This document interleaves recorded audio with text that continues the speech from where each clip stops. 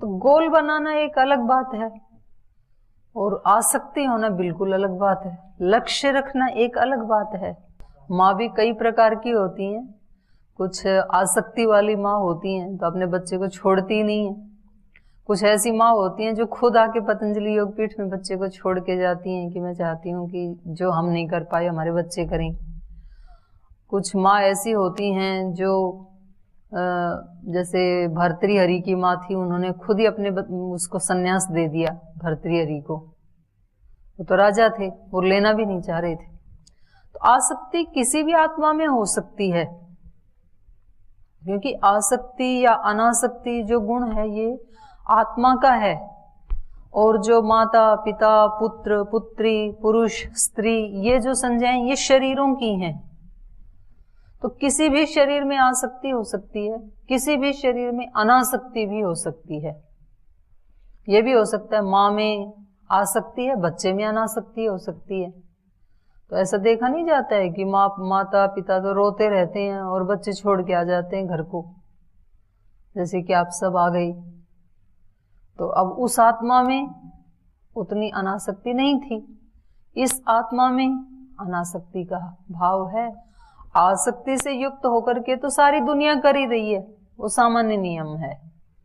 लेकिन अनासक्त होके भी कर्म होते हैं, वो योगी जन करते हैं। जो महापुरुष होते हैं ना, योगी होते हैं, तो वो कर्म तो हमारे से भी ज्यादा करते हैं।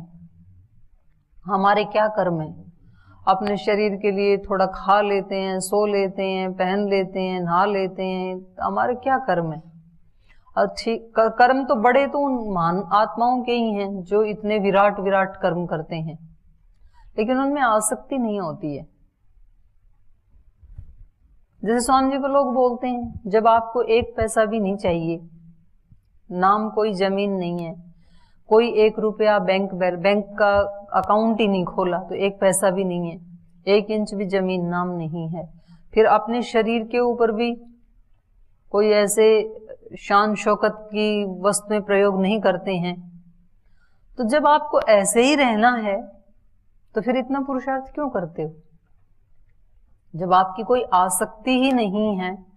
आसक्ति तो नहीं है, पर ईश्वर ने सामर्थ्य दी है, बुद्धि दी है, शरीर दिया है, बल दिया है, जीवन दिया है, तो फिर उसको सेवा में लगाएं। तो अनासक्त होकर के कितना बड़ा विराट कर्म हो रहा है, और मन में कभी ऐसा अहम भी नहीं आता है कि मैं कर रहा हूं। वो कहते हैं कि भगवान की कृपा से हो रहा है, सब हम निमित्त बने हैं। तो अनासक्त होकर के तो ज्यादा अच्छे कर्म होते हैं, पर अनासक्त हो तब तो एक बार होके देखो आप। आसक्त होकर के जो पढ़ाई होती है उसमें बर्डन होता है, टेंशन होती है। अब पेपर आ गए, अब नहीं पढ़ा तो कल आचार्य पूछेंगे, नहीं बताया तो डांट पड़ेगी।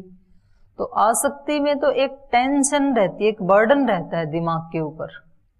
और अनासक्त हो गए, एक अवसर मिला है मुझे, ऐसे संस्थान में आ गया, ज्ञान अर्जित करने का मौका मिल रहा है, इसमें मेरा हित है, और थोड़ा थोड़ा ये ज्ञान अर्जित करके वैसा वैसा मैं जीने का अभ्यास कर रहा हूँ, उतनी उतनी मात्रा में कुछ ना कुछ तो मेरा कल्याण हो रहा है, कुछ ना कुछ तो मेरे मल कट रहे हैं। ऐसा सोच के जब, और बिल्कुल टेंशन फ्री होकर के जब व्यक्ति पढ़ाई करता है, उसका एक अलग ही आनंद है। कुछ ऐसे लोग होते हैं ना, वानप्रस्थी होके भी पढ़ते हैं, तो उनको कौन सी परीक्षा देनी है?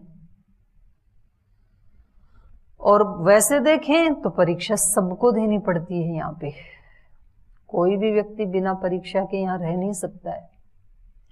जीवन अपने आप में ही एक अग्नि परीक्षा है, क्योंकि जिसने भी सफेद कपड़े पहन लिए, लाल कपड़े पहन लिए, या घर को छोड़ के आश्रम में जो रह रहा है, तो उस व्यक्ति के ऊपर लोगों की जो निगाहें हैं वो बिल्कुल ऐसे कैमरा की तरह से फोकस होती हैं।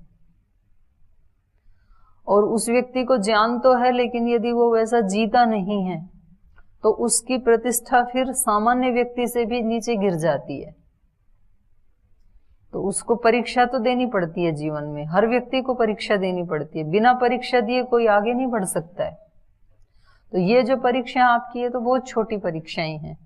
जो घर गृहस्थी लोग हैं उन्होंने तो लाल सफेद कपड़े भी नहीं पहने, उनको भी परीक्षा देनी होती है, माता पिता को भी देनी होती है, शिष्यों को भी देनी होती है, गुरुओं को भी देनी होती है, सबको देनी पड़ती है जीवन में। क्योंकि उसके बिना जब तक किसी ने फर्स्ट स्टैंडर्ड पास नहीं किया तो वो सेकंड में जा ही नहीं सकता है। आत्मा का उत्थान करना हर आत्मा चाहती है, लेकिन उस उत्थान को प्राप्त करने के लिए पहले प्रकृति परीक्षा लेती है कि आप उसके लायक भी हैं या नहीं है। हर व्यक्ति चाहता है कि मैं ऋषि बनूं, योगी बनूं, धर्मात्मा बनूं, ऐसा बनूं, तो फिर प्रकृति परीक्षा लेती है उसकी कि देखते हैं आप में कितना धैर्य है ऐसा बनने के लिए। पास हो गया तो उसको अपग्रेड कर दिया जाता है फिर, और उसमें फेल हो गया तो बोले अभी इसको सीखो, बाद में बड़ी बड़ी बातें बाद में बनाना, पहले यहां जीना सीख लो।